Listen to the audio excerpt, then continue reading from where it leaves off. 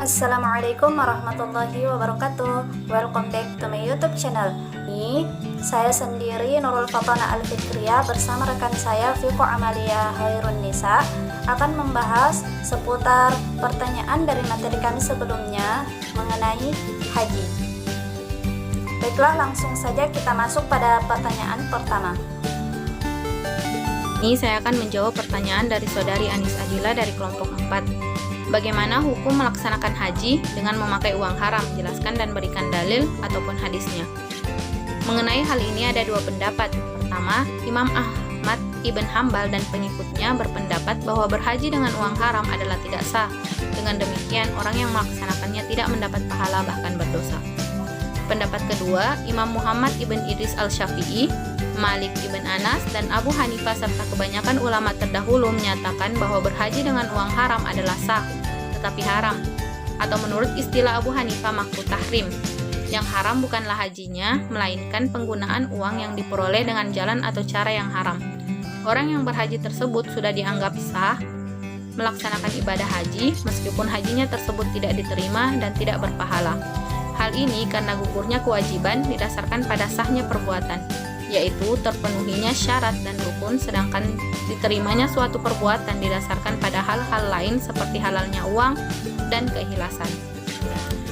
Berkaitan tentang berhaji dengan uang haram, ada hadis riwayat Tabrani dari Abu Hurairah, Rasulullah SAW bersabda, jika seseorang pergi berhaji dengan nafkah yang baik, lalu ia menginjakkan kakinya di tanah suci, seraya mengucapkan labbaik Allahumma labbaik, maka dijawab dari langit oleh Allah, aku menerima hajimu dan menganugerahkan kebahagiaan bagimu. Karena bekal yang engkau pergunakan untuk berhaji adalah halal, perjalananmu juga halal, dan hajimu mabrur, tidak tercela. Dan jika seseorang pergi berhaji dengan nafkah yang najis, lalu menginjakkan kakinya di tanah suci seraya mengucapkan labbaik Allahumma labbaik, maka dijawab dari langit, aku tidak menerima hajimu dan tidak menganugerahkan kebahagiaan bagimu, karena bekal yang engkau pergunakan adalah haram, biaya yang engkau belanjakan juga haram, dan hajimu pun menjadi tercela, lagi tidak berpahala. Hadis riwayat Tabrani. Baiklah, pertanyaan selanjutnya dari saudari Wulandari perwakilan kelompok 12. Pertanyaan saya, dalam macam-macam haji ada yang disebut haji tamattu.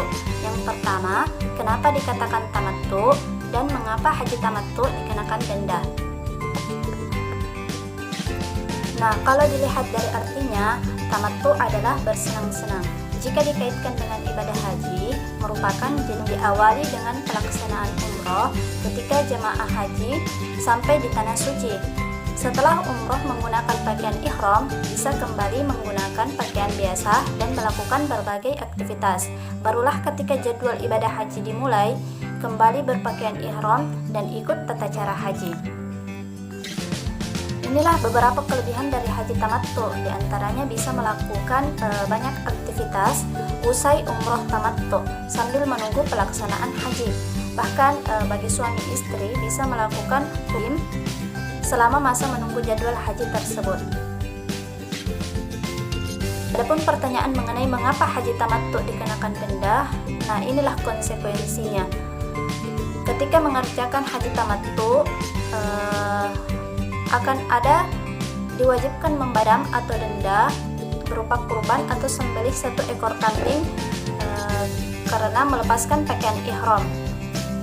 Nah, jika tidak mampu menyembelih kurban atau 1 ekor kambing, maka bisa juga berpuasa sebanyak 10 hari. 3 hari ketika masa melaksanakan haji, yaitu saat di Mekah atau di Madinah, dan sisanya 7 hari lagi ketika sudah kembali ke kampung halaman masing-masing. Sebagaimana Allah Subhanahu wa taala telah tetapkan di dalam firman-Nya, A'udzu billahi minasyaitonir rajim. Faman tamatta'a bil umrati ila al-hajji famastaysara minal hadi. Faman lam yajid fasiyamu salasati ayyamin fil hajji wa sab'atin idza raja'tum. Tilka 'asharatun kamilah. Dzalika liman lam yakun ahluhu hadiril masjidil haram. Yang artinya, barang siapa yang akan mengerjakan umroh sebelum haji atau tamattu, di bulan-bulan haji, wajiblah ia menyembelih kurban atau al-hadyu yang mudah didapat. Jika tidak mendapatkannya al-hadyu itu atau tidak mampu, maka wajib puasa 3 hari dalam masa haji dan 7 hari apabila sudah pulang kembali di kampung halaman.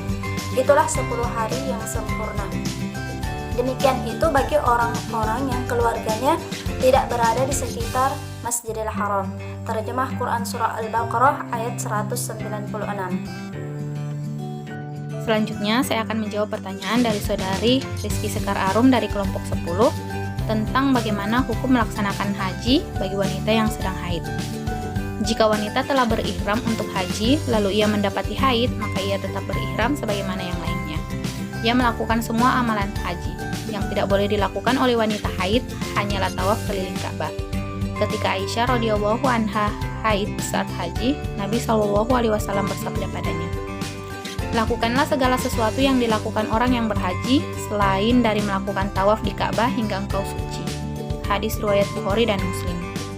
Sedangkan untuk tawaf wada, wanita haid mendapatkan keringanan untuk meninggalkannya. Dari Ibnu Abbas ia berkata, "Manusia diperintahkan menjadikan akhir amalan hajinya adalah di Baitullah dengan tawaf wada, kecuali hal ini diberi keringanan bagi wanita haid." Hadis riwayat Bukhari dan Muslim. Sedangkan untuk tawaf ifadah yang merupakan salah satu di antara rukun haji, yang apabila ditinggalkan maka haji tidak sah. Oleh karena itu, perempuan harus menunggu hingga menstruasinya selesai untuk dapat melaksanakan rukun haji tersebut. Lantas, apabila kondisi waktu sangat sempit dan terbatas karena harus pulang ke negara masing-masing, sedangkan darah haid terus mengalir, bagi wanita yang kondisinya sangat darurat seperti ini, menurut Syekh Al-Imam Qadi Al-Qudat Najamuddin Abdurrahman bin Samsuddin Ibrahim Al-Barzi Al-Jubni, beliau bermazhab Imam Syafi'i, maka diperbolehkan mengambil pendapat mazhab Imam Hanafi bahwa tidak menjadi syarat dalam mengerjakan tawaf dalam kondisi bersuci. Maka sah tawaf orang yang haid, nifas, dan junub, namun ia tetap berdosa melakukannya dan wajib ia membayar dam atau menyembelih al-hadyu. Intinya tidak boleh melakukan tawaf bagi wanita yang sedang haid atau nifas kecuali dalam keadaan terpaksa. Maka jika darah haid masih terus mengalir, wajib benar-benar dibalut memakai pembalut yang terjamin tidak mengotori tempat ibadah. Wallahu a'lam bishawab. Demikianlah pembahasan pertanyaan dari kelompok kami. Lebih dan kurangnya mohon dimaafkan. Wassalamualaikum warahmatullahi wabarakatuh.